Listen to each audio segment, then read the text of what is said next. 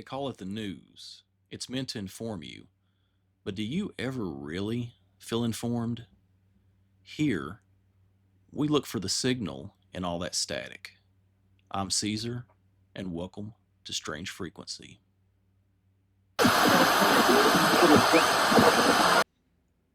Welcome back, Night Owls, coffee drinkers. We appreciate the people that have subscribed recently. Thank you. Continue to share and pass this message along. We'll keep looking for the signal. Tonight's first segment we call Monetized Intimacy. There was a time when intimacy was private, not broadcast, not recorded, not monetized. But now it can be. Entire platforms exist around that idea.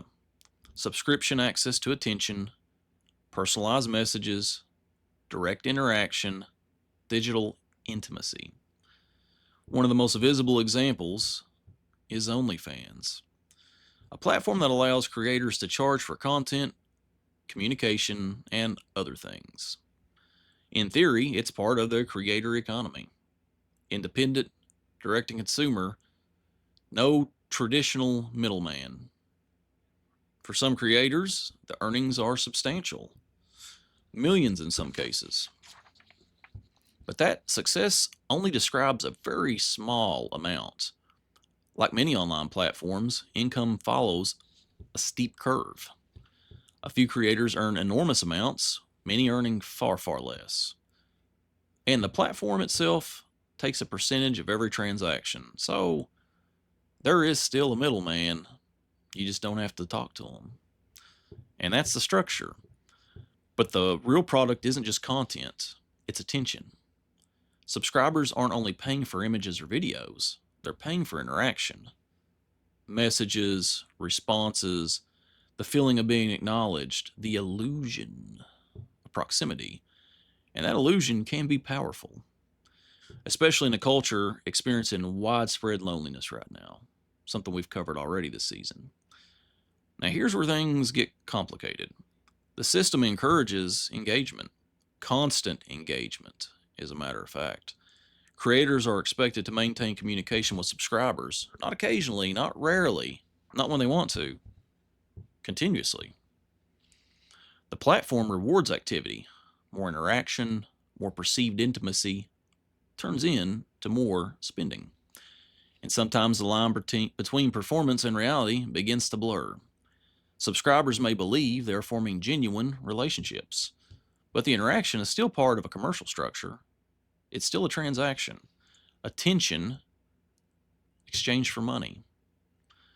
Now, there's another side to this system, and that's the creators themselves. At first glance, OnlyFans can look like empowerment.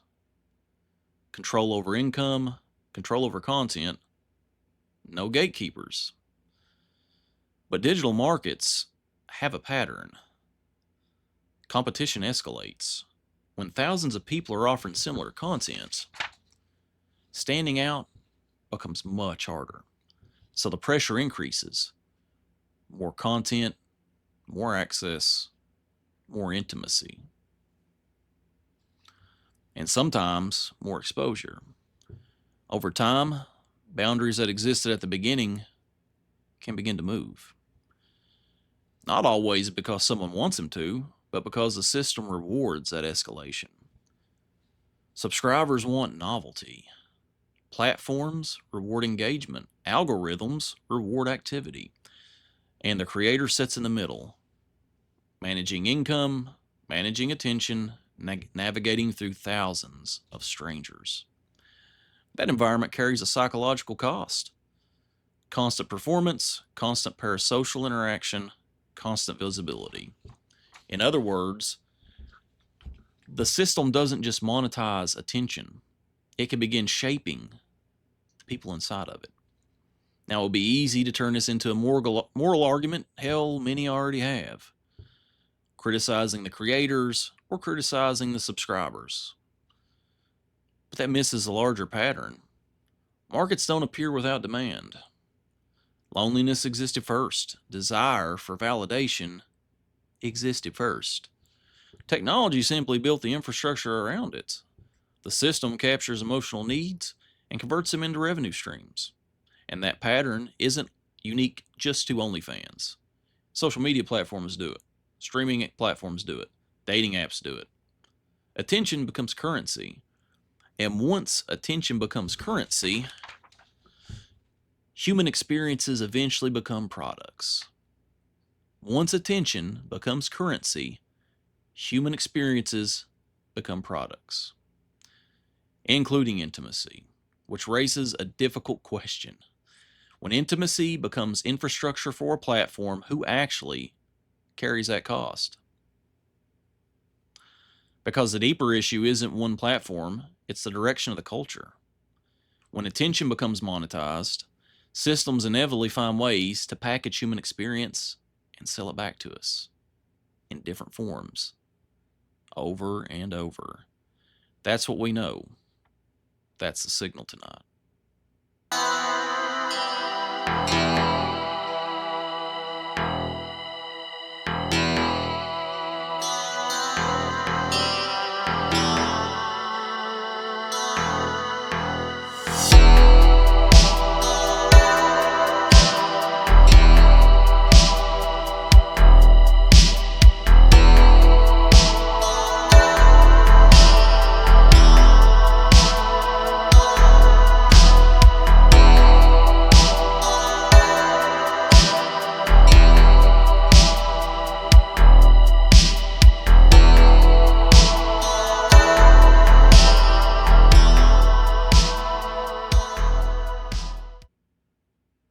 Every election cycle brings a familiar promise: a new president, a new direction, new foreign policy. The rhetoric suggests transformation, a reshaping of the global order, but the reality is often more complicated. A recent analysis from the Brookings Institution asks a simple question: is President Donald Trump reshaping the world order? The argument centers around a challenge to the traditional international system. For decades, American foreign policy operated under what analysts call the rules-based international order, a system built after World War II. Institutions, alliances, treaties, shared security commitments, NATO, the United Nations, trade agreements. The idea was simple: cooperations between nations will create stability. Hell, that sounds simple, don't it? And the United States would act as the central guarantor of that system. The Brookings analysis suggests that President Trump's approach questions that structure. Rather than emphasizing global institutions, his strategy focuses on national sovereignty. Less reliance on international organizations, more emphasis on direct national interests. In other words, a shift from global management to transactional relationships between states. Supporters see this as realism. Critics see it as disruption. But that raises a deeper question: how much power does any president actually have to reshape foreign policy? Because behind every administration, there's a much larger system, a darker system, an older system.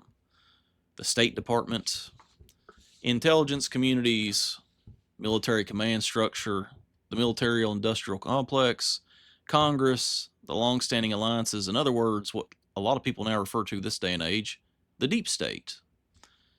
These institutions do not reset every 4 years. They persist.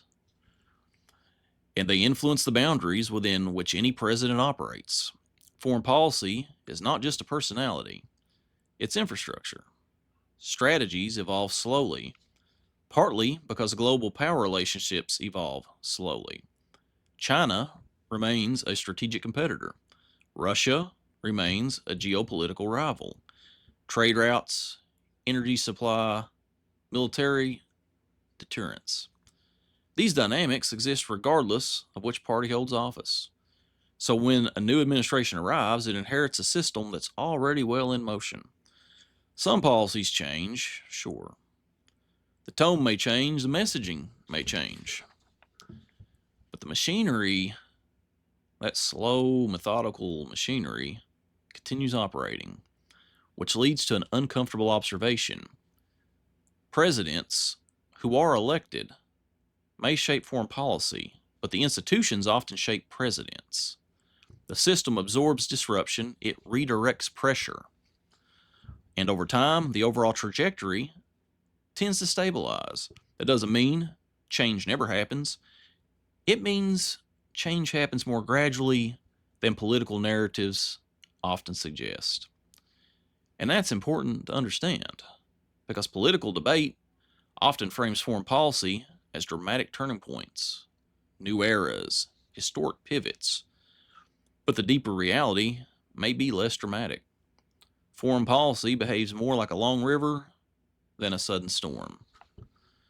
Current shifts flow, pressure builds gradually,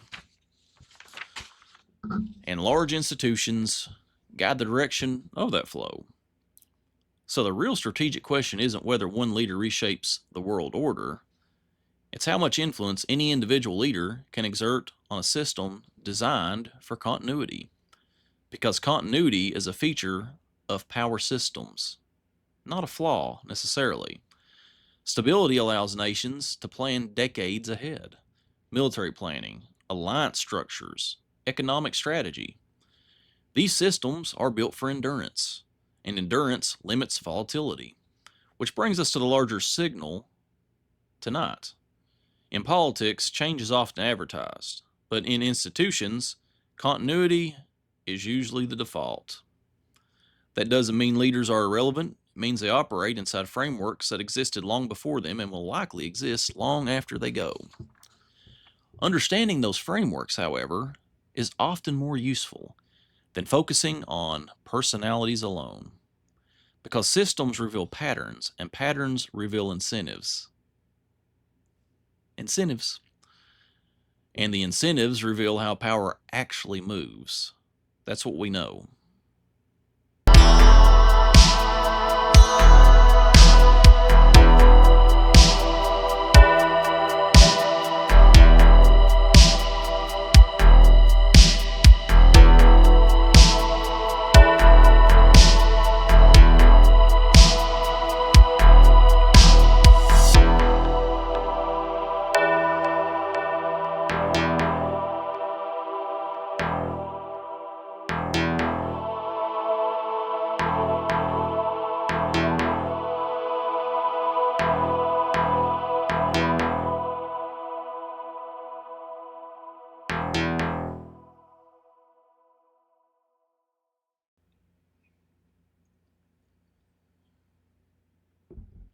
And welcome back.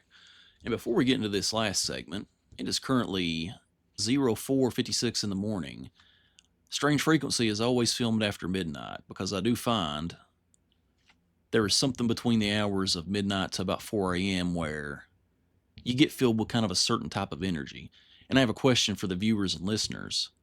Does the moon do for you all what the sun does for normal people? And that's a question for me as well, because I feel great at night. I have a hard time functioning during the daylight, but at night, I'm clear, I'm sharp, I'm alert, my brain works better, more creative. Just let me know in the comment section, just out of curiosity, if there's anyone else like me. Now, for the last story of the night, we call this The Beast of the Land Between the Lakes. The forests between Kentucky and Tennessee are quiet at night, very quiet.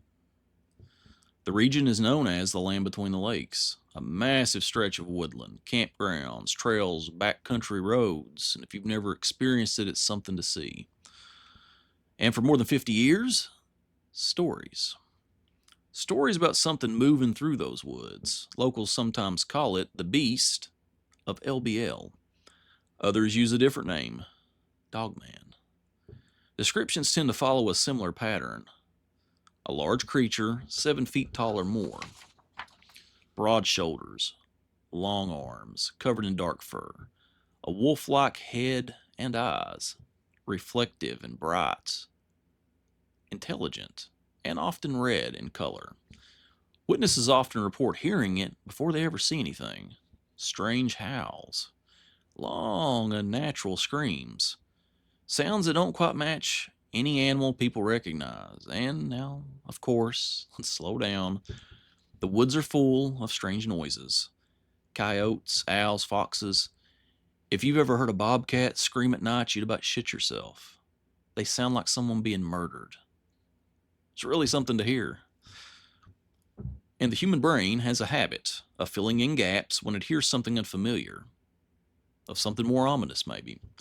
But the legend has persisted, decade after decade, with one of the most famous stories tied to the area involves an attack that happened in the 1970s.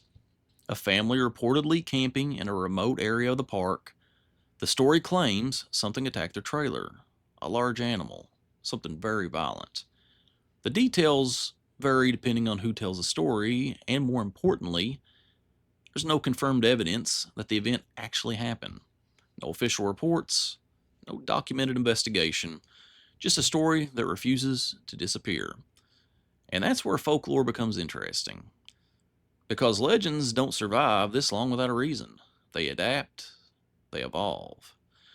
They attach themselves to places, and the land between the lakes is that kind of place where stories can thrive and go and take on a life of their own. We're talking thousands of acres of forests, miles of road where you might not see another car for hours, and I can personally attest to that, having drove those back roads a couple of years ago for multiple hours, not a single vehicle. There's campfires, dark tree lines, the sense that something could be just beyond the light. In environments like that, the imagination works overtime. But here's the real question: why do stories like Dogman appear in so many regions? Michigan, Wisconsin, Kentucky. Different forests, similar creature, a large bipedal wolf like figure, always at night, always just beyond clear identification. There are a few possibilities, a few explanations. Misidentified animals being the basic: large dogs, real wolves, or bears that sometimes stand upright. Another possibility is cultural storytelling. People hear a story and begin interpreting experiences through that lens. A strange sound becomes evidence, a shadow becomes a creature, and the legend grows. But there's another factor worth considering: wilderness psychology. When humans enter large natural environments far away from cities, our senses become more alert. We start noticing things we would normally not notice: movement, sound, patterns in the dark. Our brains evolved to detect threats in the wilderness, so sometimes the brain fills in missing information, especially at night. And once a legend exists, the brain has a template ready to go: a creature, a shape, a story.